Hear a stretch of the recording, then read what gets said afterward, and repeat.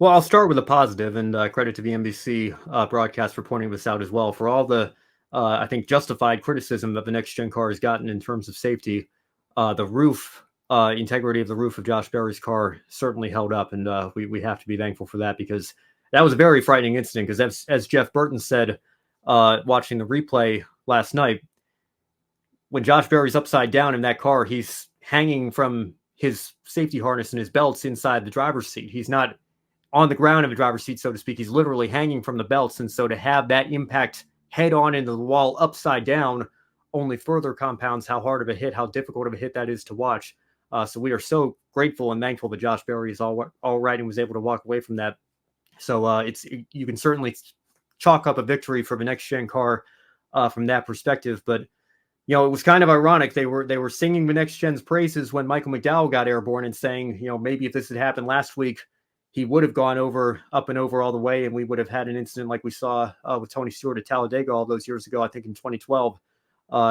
That's what the incident reminded me of, a very similar incident where the leader gets turned and the air gets under the car in the corner, and really there's nowhere for anybody in the field to go. Adam brings up another good example as well, Ricky Craven's flip in Talladega in the 90s as well. Certainly a comparable situation there. But I don't know. I mean, I feel like I'm certainly unqualified to answer this question because I don't have a background in science or physics or engineering.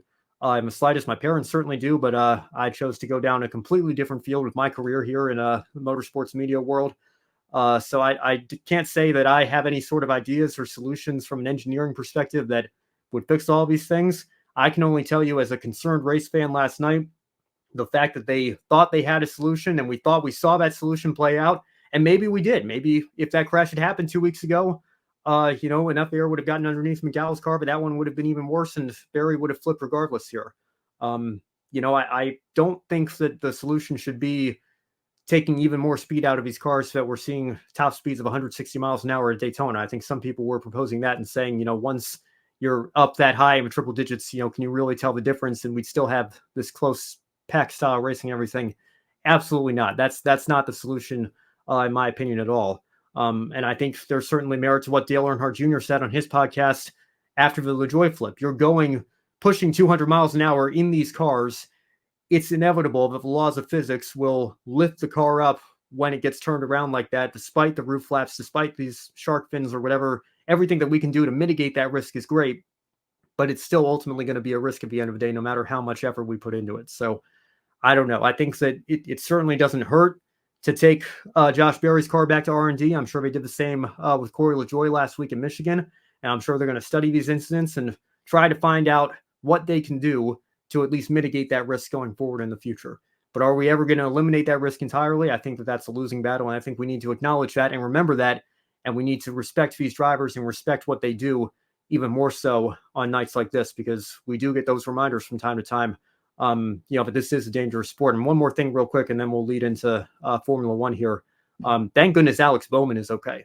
That was something that I think got overshadowed quite a bit as well with the flips, because when McDowell came back down onto the track, if Bowman's car had been just a couple of feet further back, it seems to me that it would have gone in right in Bowman's window net, and who knows what damage could have been done there. That might have been a Ryan Newman 2020 situation, and thank goodness that Alex Bowman was all right there, and that incident wasn't worse than it was there. But again, that's further proof, I think, that this is a very serious issue, because you can make the cars as safe as you can possibly make them. When a car gets airborne, it's not just the driver that's up in the air that could negatively impact. It's every other driver around them, because you just never know where these cars are going to land, where they're going to hit. And they don't look like it when they're flipping in the air like that, but these are 3,400-pound beasts of stock cars here that are flipping around like that. We don't need that as much as we can help it. So I certainly hope that they take a look at this and try to mitigate that risk. But again, you have to acknowledge that you're never going to eliminate that risk entirely.